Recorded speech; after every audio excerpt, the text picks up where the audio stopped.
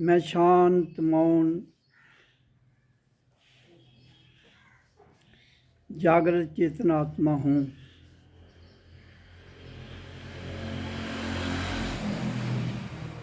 तो हमारा संसार जहाँ हम रहते हैं ये कुछ सिद्धांतों के आधार पर चलता है।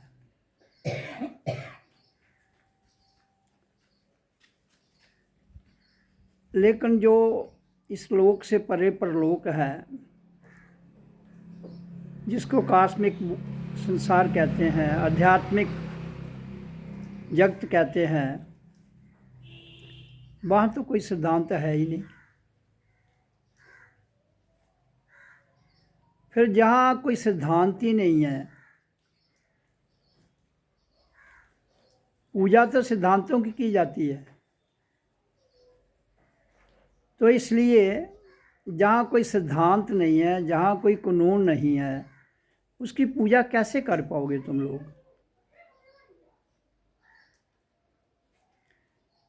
तो संसार में जो सिद्धांत है और प्रकृति के दो मेन सिद्धांत हैं, कर्मयोग और धर्मयोग।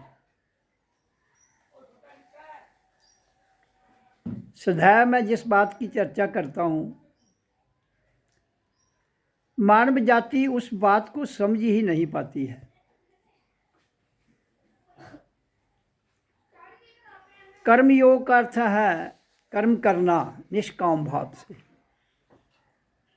कर्म तो करना है, क्योंकि कर्म के बिना शरीर नहीं चलता है। इसलिए जो कर्म हम करते हैं प्रकृति में, उसका जो आउटकम हमें मिलता है संसार में, वो जीवन चलाने के लिए है। जीवन होगा तो उसकी आगे की प्रतिक्रिया में भी हम जा पाएंगे। और कर्म के साथ दूसरी जो क्रिया है हमारी, वो है धर्मयोग। धर्म का अर्थ क्या है? प्रकृति में धर्म का अर्थ है कर्म। हमारा कर्म ही धर्म है, और उसी कर्म की सही ढंग से करना ही उसकी वर्शिपिंग है, पूजा है। और धर्म क्या है कि हमें शरीर भी मिला है, शरीर के साथ हमें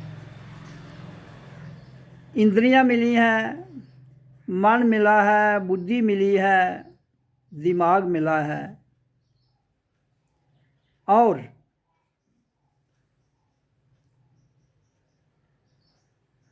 जो कुछ भी यहाँ पदार्थ जिनका उत्पादित होता है, उनके नाम दिए गए हैं, वो तो हमने दिए हैं ना। क्योंकि हमारी बुद्धि के अनुसार जिस चीज़ का जो नाम दिया जाता है, उसके स्वाद पर, उसके करैक्टर पर निर्भर करते ही उसका नाम रखा जाता है। लेकिन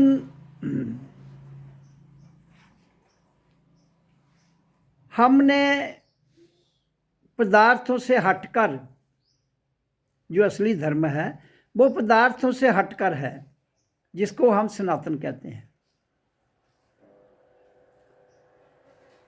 सनातन का अर्थ है इतना पुराना जिसे बदला नहीं जा सकता। सनातन का अर्थ क्या है? एक ऐसा पुराना जिसका पता नहीं वो कब से है,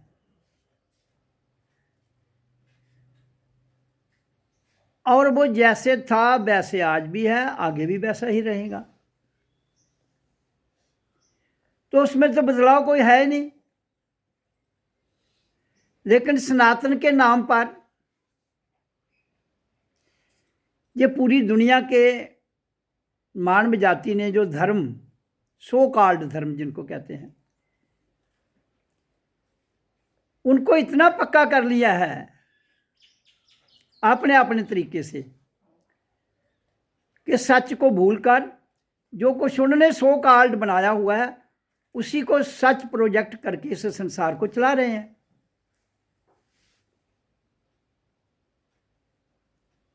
और सारी दुनिया अपने अपने सो कॉल्ड धर्म को पक्का करने के लिए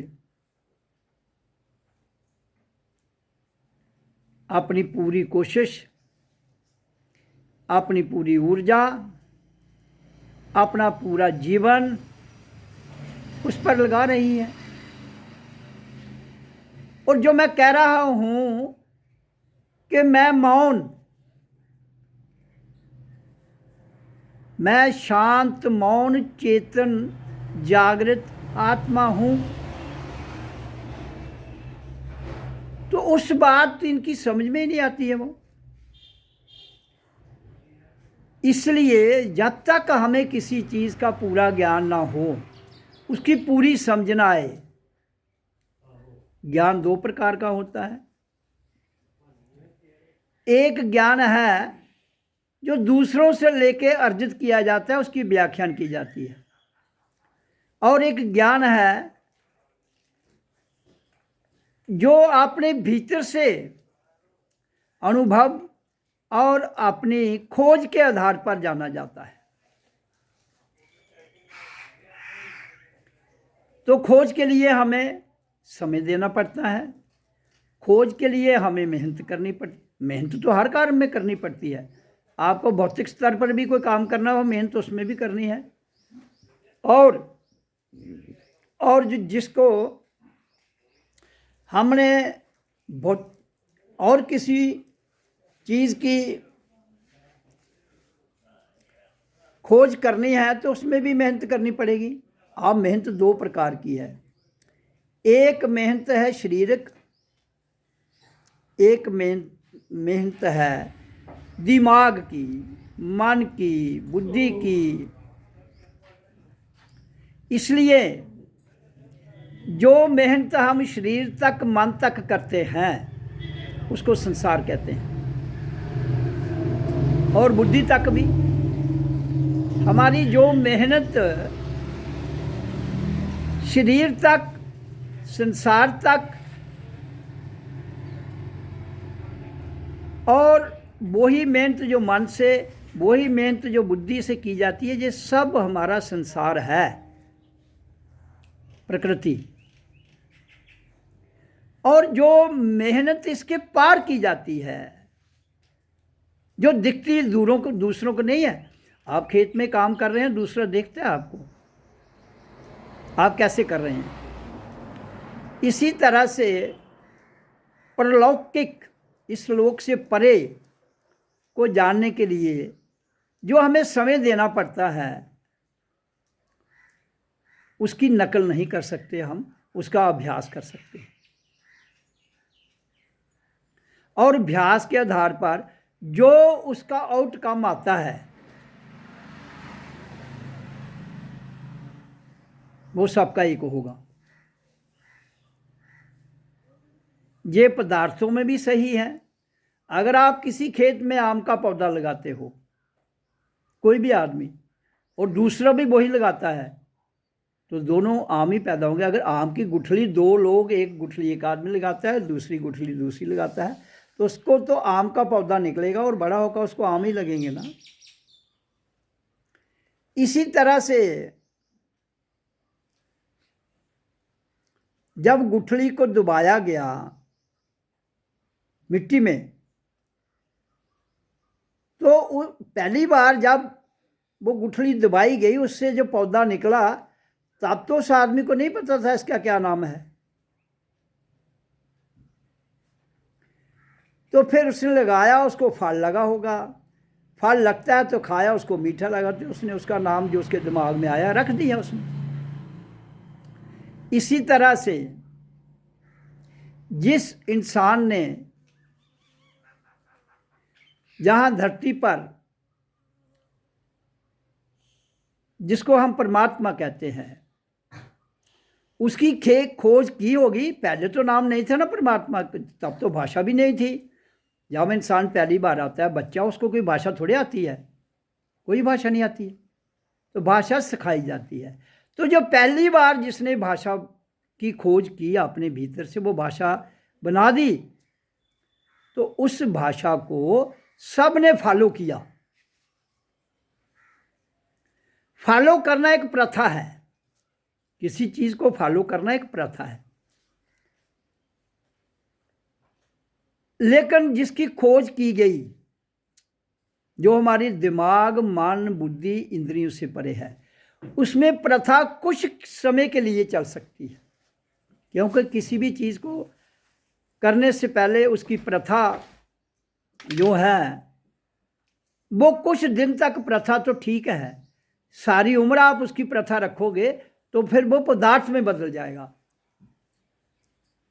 आज परमात्मा की जो रूहानी शक्ति है वो सारी की सारी पदार्थों में बदल चुकी है। कहाँ? माया में। पदार्थ किसको कहते हैं? माया को।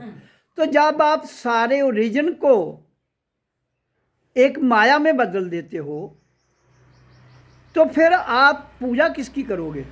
माया की। तो आज के युग में जो भी इंसान है, जिस भी मत मतांतर में है, उसको परमात्मा से कोई लेना देना नहीं।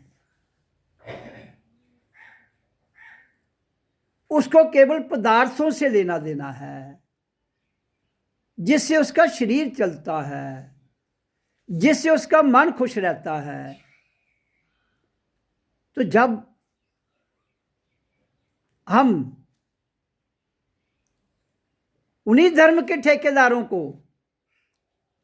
जिसने परमात्मा के नाम पर तो एक चादर रख दी है और उस चादर के ऊपर एक बुत खड़ा कर दिया है या ग्रंथ रख दिया है, और उसी को वो परमात्मा मान रहा है,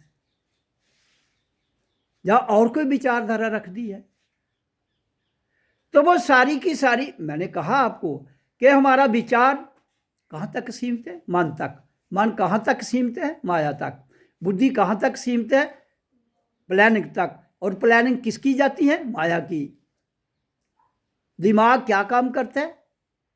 सोच निकालता है, सोच को कैसे करूं, कहाँ लगाऊं, कितना फायदा होगा, क्या होगा।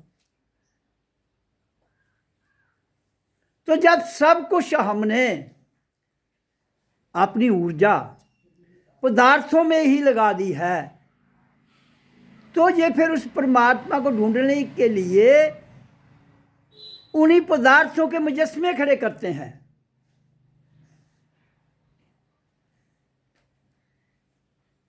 और अपने ग्रंथों का सहारा लेकर आगे बढ़ते हैं।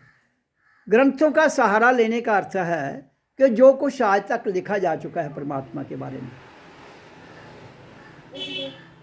तो इसलिए परमात्मा के बारे में जो कुछ लिखा जा चुका है वो ग्रंथों में लिखना एक चर्चा है।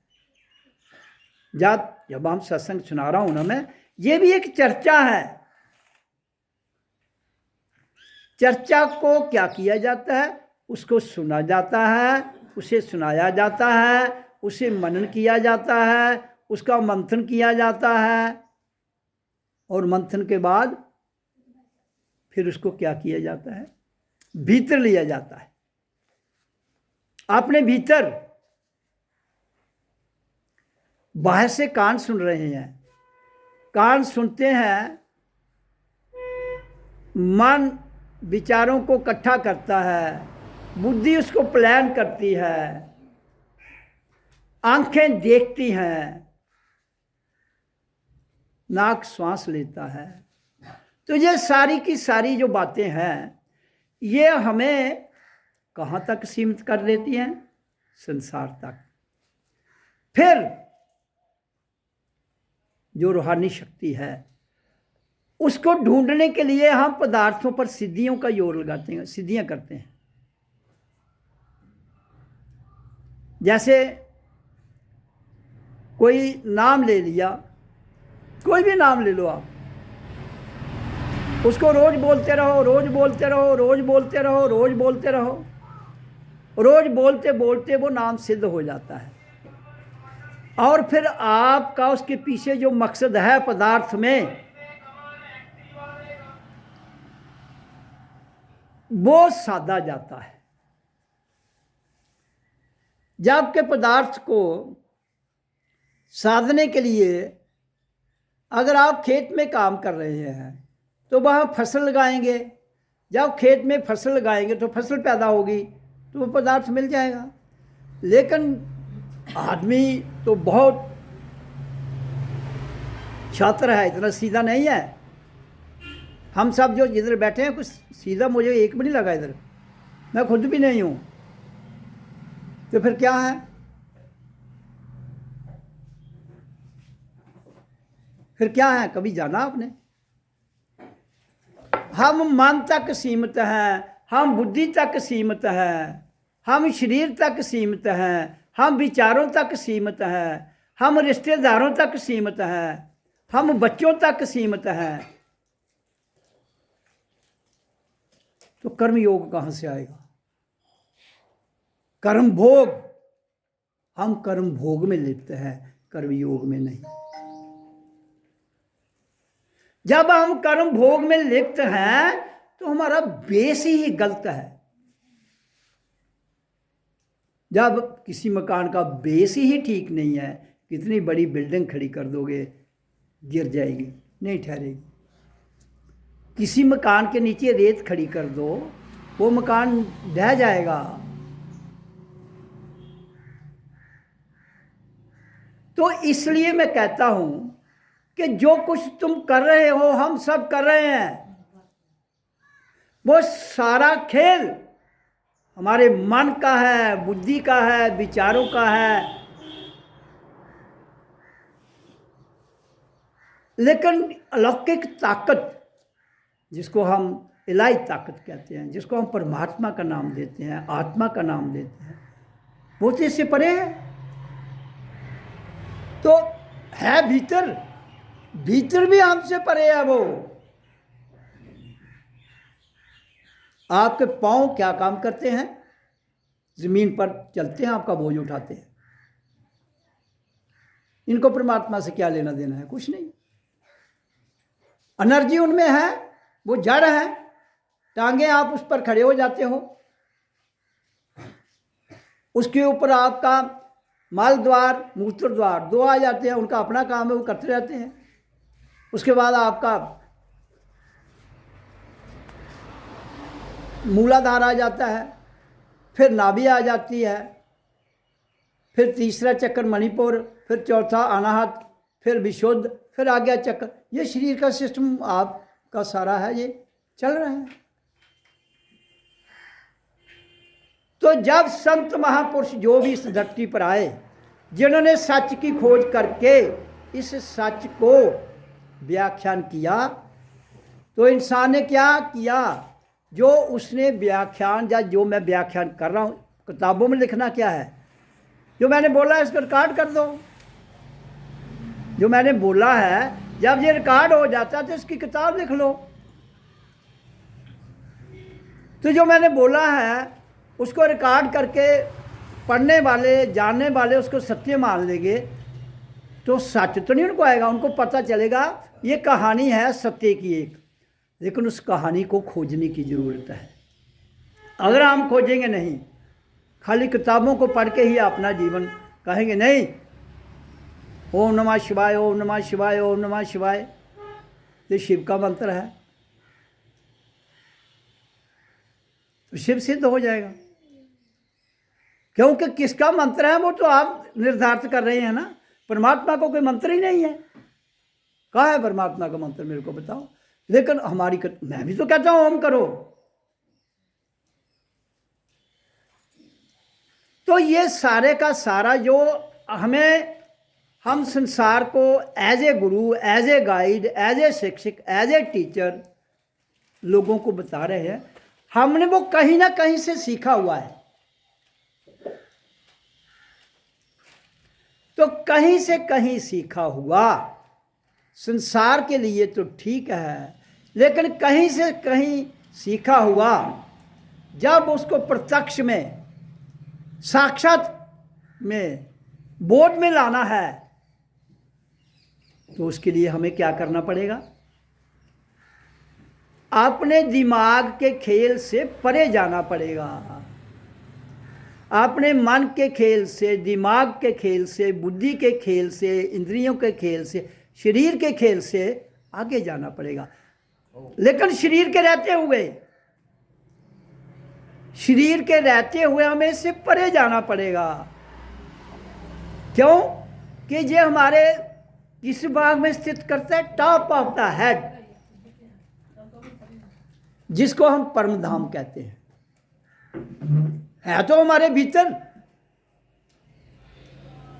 आपने मकान बनाया है, मकान के टॉप पर क्या रखते हो आप? पानी की टैंकी रखते हो ना। तो टॉप पर जाके उधर खोलोगे, टूटी तो पानी आएगा? नहीं आएगा ना। तो जब तक आप स्वयं टॉप पर नहीं जाएंगे, इसी शरीर, पांव के ऊपर मूलाधार, स्वाधिष्ठान, मणिपुर, अहरण, विशुद्ध, आज्ञा, सहस्रार, सत्यलोक, परम धाम, उसके बाद अनेकों ब्रह्मांड हैं जिनकी गिनती आज तक न कोई कर सका है न कर पाएगा। क्यों? कि वो खोज जो है वो अनंत खोज है, अनंत, जिसका कोई अंत नहीं है। पदार्थ का अंत है। उस अलौकिक जो डिवाइन पावर है, जिसको हम परमात्मा कहते हैं, जिसको हम सनातन कहते हैं, उसकी कोई सीमा नहीं है।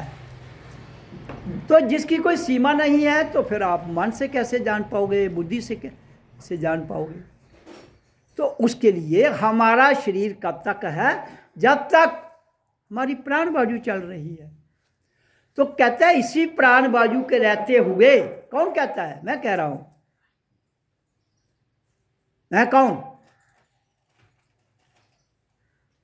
मौन, चेतन, जागृत आत्मा कह रही है। लेकिन वो बोलती नहीं है। जब मौन है तो वो बोलती नहीं है, तो फिर कैसे कह रही है? वो एक सिस्टम दिया है हमें, उसमें, उसी सिस्टम में वो स्वयं भी टॉपर है। बाकी सारा सिस्टम, प्रकृति और पुरुष और जितना भी हमारा यहाँ संसार है और ब्रह्मांड है, वो सारे का सारा सिस्टम हमारे पास है। जब सारे का सारा सिस्टम हमारे पास है तो हमें उसके लिए समय देना पड़ेगा, तब खोज होगी। तो कर्म के लिए तो मैं कहता हूँ 16 घंटे दो, और धर्म के लिए तो 8 दे दो। दिन रात किसके लिए है? 24 घंटे। हम सबके पास समय कितना है? 24 घंटे। कर्म के लिए 16 घंटे, धर्म के लिए 8 घंटे दे दो। इस दुनिया में कंप्लीट शांति आ जाएगी। इस दुनिया में जो धर्म उड़ जाएंगे, लेकिन कौन उड़ाएगा? वो हम सब इंडिविजुअली खुद को जानकर। तो हमारा एक तो कर्म योग, दूसरा धर्म योग। कर्म योग की मैंने एक्सप्लेनेशन देगी, और मैं धर्म योग पर आ रहा हूँ। धर्म योग क्या है? स्वयं को जानना। स्वयं को जानेंगे तो सो कॉल्ड गुरु अपने आप बह जाएंगे, नहीं तो दिन ब दिन वो इतने पैदा हो जाएंगे कि सुनाने वाले ज़्यादा, सुनने वाले कम। और फिर क्या होगा? सुनने वाले और सुनाने वालों का युद्ध होगा, दोनों का युद्ध होगा। कभी सुनाने वाला मर जाएगा, कभी सुनने वाला मर जाएगा। तो दुनिया का धंधा चलता रहेगा। तो फिर इंसान क्या कहेगा? मेरी किस्मत में ही ऐसा लिखा था। कौन लिख रहा है तुम्हारी किस्मत? कोई नहीं बेला बैठा है। किसको चिट्ठी पड़ी है? तो दूसरों की किस्मत लिखे। तुम्हारी किस्मत तुमने स्वयं में ही लिखनी है और स्वयं ही उसका नतीजा भुगतना है। तो मैं बड़ा स्पष्ट वाणी में कहता हूं कि जो जितने भी ये सो कॉल्ड तथाकथित बातें हैं, इनसे निकलकर स्वयं को जानो, खुद को।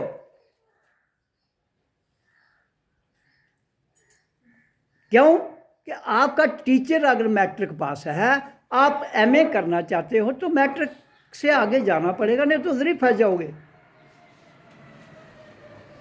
तो वो तो एक सीमा है ना, एजुकेशन की एक सीमा है, लेकिन वो सीमा भी कैसे पूरी करोगे?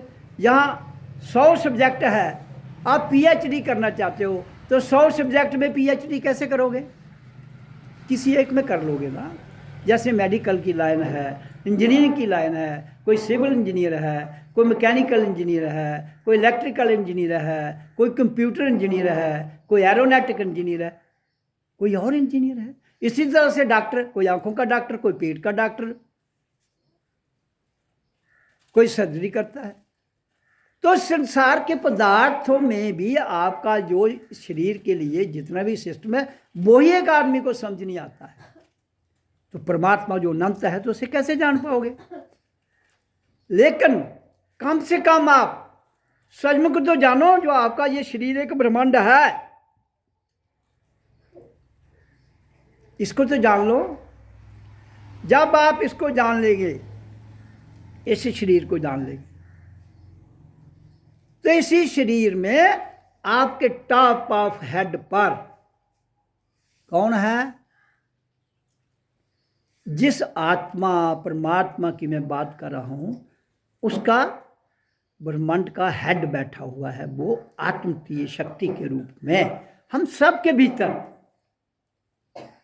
तो लोग क्या कहते हैं? परमात्मा की कौन जानता है? तुंदा बिच बैठी दी जिहड़ी शक्ति है, उसी कौन जानता है? उसी जोदा बिच है उन्हें जानना है, जो दुए जानना है। वो दूसरे के भीतर भी है, और दूसरे के भीतर है दूसरा भी जाने है, तीसरे के भीतर है तीसरे, हम सब के भीतर है, तो हम सबको जानना जरूरी है। अगर आप खाना रोज खाते हो, किसके लिए? शरीर स्वस्थ रहे, इसको ऊर्जा मिलती है खाने से। लेकिन इसको ऊर्जा क्यों दी जाए?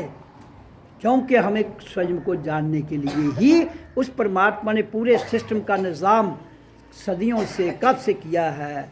ये किसी के बस की बात नहीं है कि वो ऐसा कर पाए। जो हो गया है वो ही रहेगा।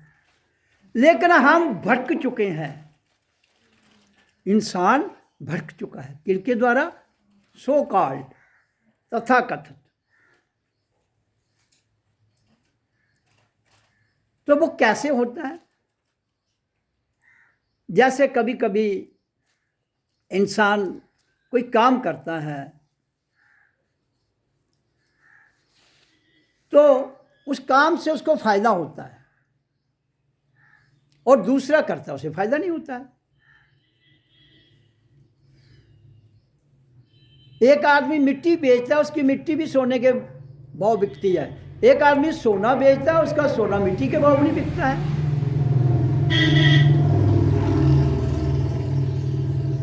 ऐसा क्यों है? नहीं होना चाहिए ना। जब हम सबके भीतर एक ही परमात्मा एक ही भाव से बैठा है, तो फिर प्रकृति में इतना ऊंच नीच, इतना भेदभाव क्यों है? ये हमारे मन का खेल, हमारी बुद्धि का खेल, हमारे दिमाग का खेल, और हमारा जो सीधापन है वो टेढ़ा रहता है। सीधे हो जाओ। इसलिए मैं कहता हूं कि रीढ़ की हड्डी को सीधा करके बैठा करो। चप्पी लगाओ, रीढ़ की हड्डी को सीधा करके बैठो, तो सीधे हो जाओ ना, शरीर तो सीधा हो जाएगा। तो किसी चीज को भी फ्लो करने के लिए सीधापन चाहिए। किसी चीज का भी फ्लो बड़ा स्मूथ से चले तो सीधा, उसमें रुकावट नहीं आ जाएगी, सफाई हो जाएगी। इसी तरह से हम जिंदा किसकी वजह से हैं? श्वास की वजह से। जब हम श्वास की वजह से जिंदा है तो सीधा बैठे, श्वास को भीतर ले जाओ। आपका जो सुषुम्ना नाड़ी, 3 नाड़ी हैं, आप ऐसे तो बहुत हैं, मेन 3 है, ईड़ा, पिंगला, सुषुम्ना। और सुषुम्ना जो है वो सीधी है, और वही हमारी जितनी भी हमारे शरीर में नाड़ी सिस्टम है, उसकी क्या है, मदर, माँ।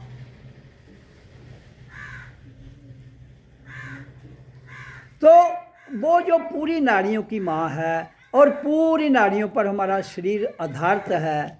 अगर हर प्राण नाड़ी के हर हिस्से में प्राण शक्ति कहाँ से जाती है, सुषुम्ना नाड़ी से। तो जब हम श्वास लेंगे वो कहाँ जब हम नाक से श्वास लेते हैं सीधी कहाँ जाती है, वो सुषुम्ना में। और सुषुम्ना से ईड़ा पिंगला और जो सिस्टम जुड़ा हुआ है, फिर वहां से ट्रांसफर वहां होती है। जब वो वहां से ट्रांसफर प्राण वायु वहां होगी, शुद्ध होगी, तो पूरे शरीर में चली जाएगी।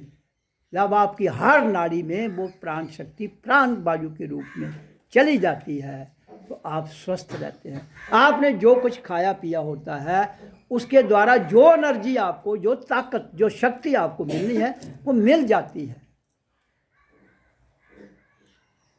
तो जब आपको उसके द्वारा शक्ति सब कुछ मिल जाती है, तो आपका खाया हुआ, आपका पिया हुआ और आपके द्वारा सोचा हुआ, आपके द्वारा बोला हुआ, सब के सब काम जो है वो सार्थक दिशा में, क्रियात्मक रूप में, पॉजिटिव डायरेक्शन में काम करते हुए, मानवता का भला करते हुए आपका जीवन जो है वो गुजरता है। बेसिक जो सिद्धांत है प्रकृति के, मैं उनकी बात कर रहा हूँ। मैंने सत्संग में चर्चा कहाँ से शुरू की थी, प्रकृति सिद्धांतों से चलती है। शरीर जो है ये प्रकृति का है, ये सिद्धांतों से चलता है, आत्मा सिद्धांतों से नहीं चलती है। पहले अपने सिद्धांत तो ठीक करो, पहले अपने प्राण वायु को तो फ्लो करो शरीर में पूरे रूप से। और जब तक 100 साल, 200 साल, 300 साल, 400 साल, 500 साल आप जिंदा रह सकते हो, जिनकी बदौलत जब तक श्वास आ रहा है, जा रहा है, 100 साल आएगा तो 100 साल जिंदा, 200 साल आएगा तो 200 साल जिंदा, 300 साल आएगा तो 300 साल जिंदा। तो फिर जो श्वास तो आपके हैं, श्वास आप लेते हो, परमात्मा लेता है। वो तो श्वास से बहुत दूर है। यहाँ श्वास पहुंचता है आपका, मुझे ये बताओ, यहाँ कोई श्वास नहीं पहुंचता। यहाँ केवल ऊर्जा जो प्राण शक्ति के साथ, जो स्थूल सूक्ष्म कारण से आगे भी एक ऊर्जा है जिसको अलौकिक आत्म की ऊर्जा कहते हैं, वो यहाँ है। उसने जहां से जहां तक सिस्टम, और फिर आपने यहां से जहां तक सिस्टम,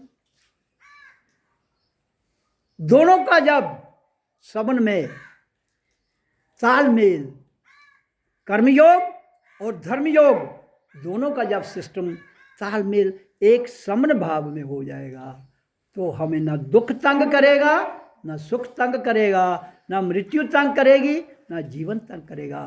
फिर जीवन जीने की कला आ जाती है। फिर जीवन जीने की कला आ गई। जब जीवन की जीने की कला आ गई तो जिए, आप ठाठ से जियो। लेकिन आपको कौन निकालेगा?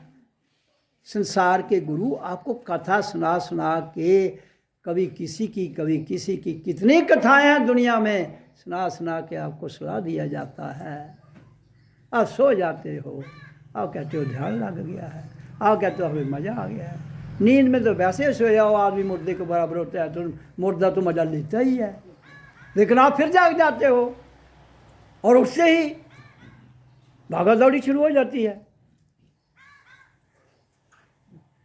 और उस भागा दौड़ी के चक्कर में तुम्हारा जीवन पीसा जा रहा है।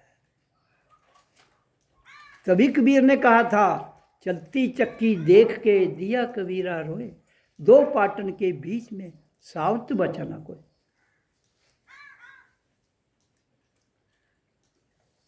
तो इसलिए समय के रहते हुए, क्योंकि ये शरीर तो कितनी देर रख पाओगे, 100 साल, इससे ज़्यादा आज के ज़माने में तो बड़ा मुश्किल है। तो 100 साल के पीरियड में आपके पास समय है। कोई पैदा होते ही मर जाता है, कोई 10 साल का, कोई 20 का, कोई 50 का, 60 का, 70, 80, 90, 100, मैक्सिमम 100। हाँ, उस 100 को तुम अपने कर्मों से, और अपने धर्म से इसकी अवधि बढ़ा भी सकते हो और कम भी कर सकते हो। कोई किसी को मारने नहीं आता है, ना कोई हमें पैदा करता है, ना कोई हमें मारता है, ना हम पैदा होते हैं, ना हम मरते हैं। मरता कौन है? शरीर। पैदा कौन होता है? शरीर। तो मैं आपको कह रहा हूं, मैं शांत मौन जागृत चेतन आत्मा हूं। वो तो मरती ही नहीं है। मरता तो वो है जो बोलता है। जो बोलता ही नहीं है वो मरेगा कैसे? जो बोलता नहीं वो पैदा भी नहीं होता है। ना वो पैदा होता है ना मरता है। पैदा शरीर होता है, मरता शरीर है। हमें दुख शरीर से होता है। आत्मा को किसका दुख है? कोई आत्मा का शोक मनाता है? कोई आज तक किसने मनाया आत्मा का शोक? बताओ मेरे को। जब कोई इंसान मरता है, घर से उठा के वो करला दे आदमी होंगे, आत्मा ही करला दो, तो उससे उसी करला दो जेड़ा शरीर जेड़ा तुम्हें दिखेगा है, जो तुमने देखा है, तुम उसी से जुड़े हो, उसी से जुड़े रहोगे। और आत्मा जो है वो तो एक निर्लेप ऊर्जा है, जिसमें शांति है, जिसमें ठहराव है, जिसमें आत्मतीय ज्ञान है। तो आत्मतीय ज्ञान आत्मा से मिलता है, ग्रंथों से इशारे मिलते हैं। तो आत्मा तुम्हारे भीतर है तो ज्ञान भीतर से मिलेगा। तो इसलिए इस बात को पक्का जान लो कि जो कुछ इंसान कर रहा है अपने रीति रिवाज में, अपने कस्टम में, अपनी प्रथाओं में, अपनी मान्यताओं में, परमात्मा ने उससे कोई लेन देन नहीं, कोई लेन देन नहीं। वो तुम्हारी सोच है। गर्मी आती हैं, लोग, मैं जब छोटा होता था तो क्या करते थे, वो कमैरो कौल बना देना मिट्टी दे, ते बैसाखी आते लोग कौल पानी का भरिए कंधे में रखे थे, चिड़ियाँ पानी पी जाएंगे। जब तुम नहीं थे तो चिड़िया भी नहीं थी। जब तुम हो तो तुम्हें कहाँ से अन्न मिल रहा है? चिड़िया भी करेगी ना अपने लिए कुछ। जो आया है उसके लिए सोर्स है और उसको तरीका भी आता है। खुद को होश नहीं और दूसरे को जिंदा रखने की कोशिश कर रहे हो। फिर कहते हो इससे पुण्य मिलता है, नहीं पिएंगी तो पाप हो। क्या है पुण्य पाप? कहाँ की परिभाषा? परमात्मा को तो ना पुण्य से कुछ लेना है, ना पाप से कुछ लेना है। तो पाप पुण्य कहाँ से आया? नाम तुमने दिया ये पाप है, नाम तुमने दिया ये पुण्य है, नाम तुमने दिया ये गंदम है, नाम ने तुमने दिया ये चावल है। अब गंदम पाप है कि चावल पाप है? मुझे ये बताओ। अब गंदम पुण्य है कि चावल पुण्य है? ये बताओ।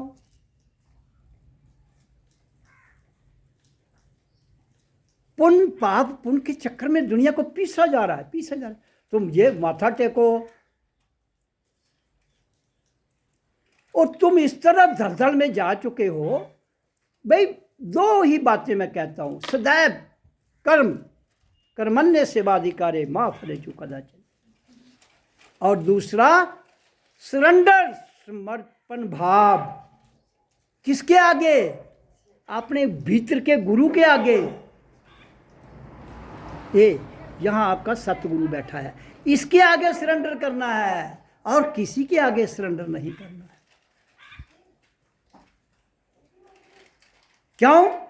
कि इसके आगे सरेंडर नहीं करोगे तो आपका जो ज्ञान है, आपकी जो ईगो है, वो दिन ब दिन अहंकार बढ़ता जाएगा। जब आप जहाँ चले जाएंगे आप अपने आप सरेंडर हो जाएंगे। तो इसलिए ध्यान क्यों लगवाया जाता है? ध्यान है क्या? Natural process. शांत बैठो, रिलैक्स बैठो, श्वास आ रही है जा रही है, अपने भीतर से श्रवण करो, अपने भीतर से मंथन करो, अपने भीतर से चिंतन करो, मनन करो, अपने भीतर से। तो इसलिए हमसे अलग कुछ भी नहीं है। ये पांव के अंगूठे से लेकर यहाँ तक की यात्रा है जो किसने करनी है? जीव ने, आत्मा ने नहीं। आत्मा ने नहीं करनी है। भटक जीव रहा है, आत्मा थोड़ी भटकनी है। लोग कहते हैं आत्मा भटकती है, मैं कहता हूं जीव भटकता है।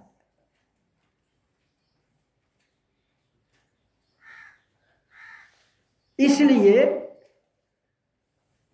ये बातें जितनी भी हैं, ध्यान की विधि जिसके लिए हमने ये जो हम ओम का उच्चारण करवाते हैं, ये इसका एक मूल है, अंत नहीं है। आपको वृक्ष पर चढ़ना है तो नीचे से चढ़ना पड़ेगा ना, ऊपर नहीं चढ़ दे तो चढ़ना है ऊपर को। तो ये मूल मंत्र है ओम, ये किसी ने नहीं बनाया है। बाकी ओ देखो कैसे ओ अंग ओ अंग ओ अंग ओ अंग, ये बच्चा जन्म के समय हम सब ने यही किया है। हम याद है या नहीं याद है वो अलग बात है।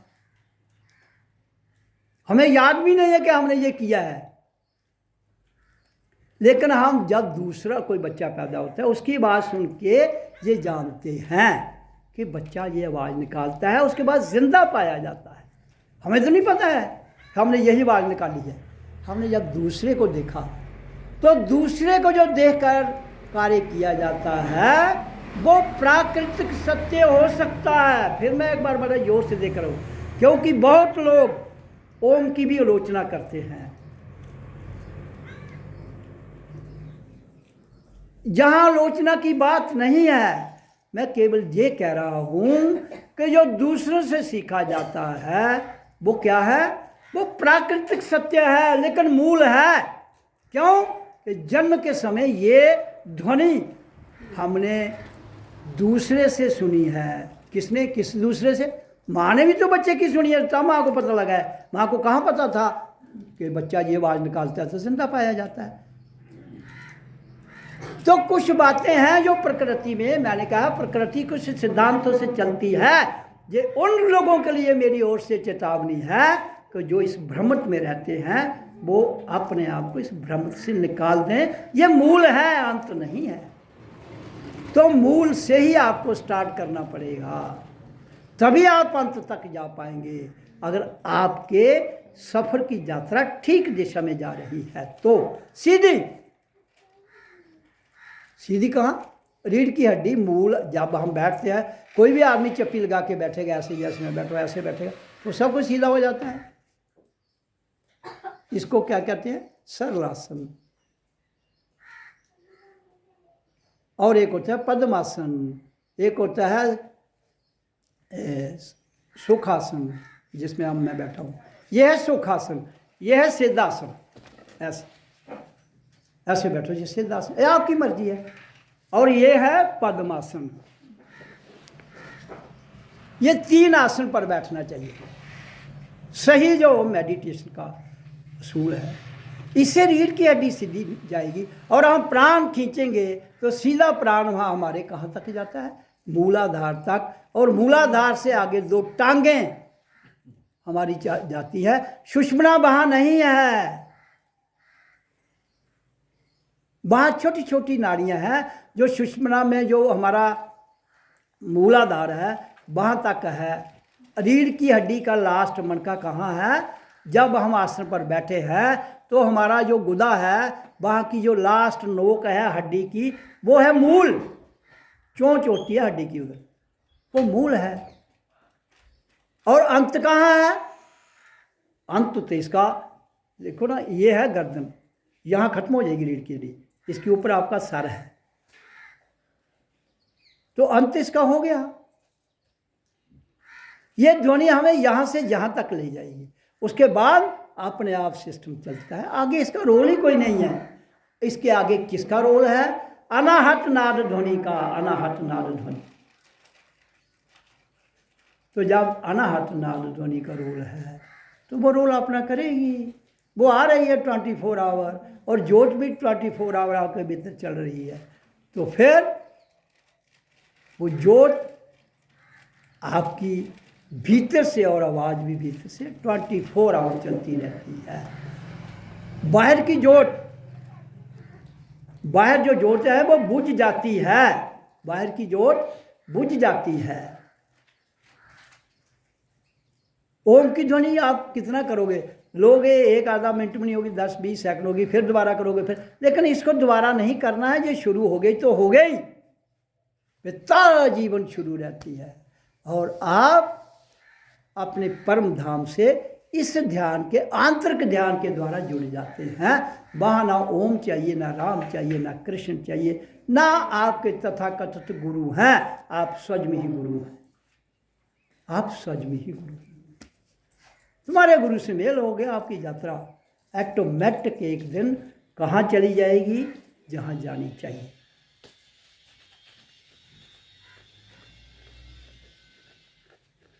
कोई कहता है जी ये देवते छूट जाते हैं, मेरा जिस दिन मरोगे तो सब कुछ छूट जाएगा ना, और जीते जी छोड़ दीजिए, क्यों जंजीरें बांध के रखी हैं,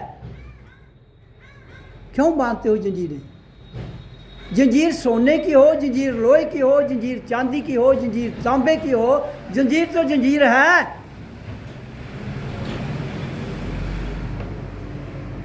जा ये जंजीरें तुम साथ ले जाओगे, इनको इधर ही फेंक दो तो बेहतर होगा, तब आप इंडिपेंडेंट हो सकते हैं। मुझे क्या लेना आपके देवी देवताओं से, वो तुम्हारा काम है, नहीं छोड़ना चाहते हो मत छोड़ो, मारी रखो जफे उन्हें, तो युद्ध करते रहो, लड़ते रहो, मरते रहो, लड़ते रहो, मरते रहो, आओ आओ पैदा हो, खाओ पियो, लड़ो मरो तो चली जाओ। अगर आपका यही टारगेट है तो करते रहो, मुझे क्या है, नहीं, मुझे अपनी बात कहनी है, जिसके लिए मैं धरती पर आया हूँ, मुझे अपनी बात कह के जाना है, क्योंकि दिस इज माई असाइनमेंट। मैं अपनी ड्यूटी अच्छी तरह से जानता हूँ, उसको कौन किसके दिमाग में उसकी वो चोट लग जाती है, किसके अंदर उसकी चोट लग जाती है, और चोट लगने उसकी घंटी बज जाती है, तो वो घंटी सुने, अपने भीतर की घंटी सुने। वही घंटी मेरे अंदर है, वही घंटी आपके अंदर है। सुनना चाहो तो सुन लो, नहीं सुनना चाहते हो तो तुम्हारी मौत। मुझे क्या फर्क पड़ना है, कोई नहीं। हाँ, मैं केवल ये आपको मैसेज, ये बात बता रहा हूँ कि अगर आपने जीवन जीने की कला सीखनी है, जीवन है क्या, तो इस ध्यान के द्वारा ये आप पद्मासन सबसे बेस्ट आसन है, पद्मासन, लेकिन थोड़ा कठिन है, तो मैं कहता हूँ छोड़ो, सीधा आसन लगा लो, ये भी नहीं लगा सकते सरल आसन लगा लो, ये भी नहीं लगा सकते तो कुर्सी पर बैठ जाओ, रीढ़ की हड्डी को सीधा रखना है। अगर कई लोग कहते हैं हम जी बैठते हैं दर्द होती है, लेट जाओ सीधे, रीढ़ की हड्डी लेट कर दी तो सीधे रह करो, सोना नहीं, सोना नहीं है, करना है, आधा घंटा घंटा जितना होता है करते जाओ करते जाओ, और एक दिन स्वयं छूट जाता है, जिस दिन छूट जाएगा। लेकिन मैं पाती है नहीं यार, मैं इसी करदा छुट्टी, मैं पानी के नहीं चाहिए, कदे कदे पी है तो कोई डर नहीं, क्योंकि प्रकृति है ना। लेकिन जो छूट जाता है, जो छूट जाता है उसे छोड़ दो।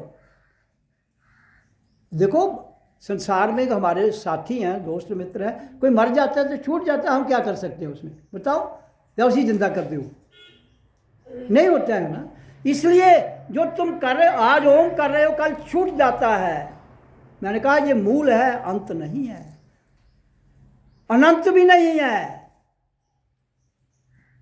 आपने जहां से जम्मू जाना है पैदल चल पड़ो, गाड़ी में चल पड़ो, तो रास्ते में नज़ारे आएंगे, वो आपका गंतव्य नहीं है, वो आपका गंतव्य है जहां आपने जाना है। तो आपने अपनी ऊर्जा को कहाँ ले जाना है, यहाँ ना बुद्धि है, ना मन है, ना दिमाग है, ना इंद्रियां हैं, और ना ही आपके ड्रामे हैं। यहाँ कौन है, मैं मौन चेतनात्मा, चितानंद रूपम शिवोहं शिवोहं।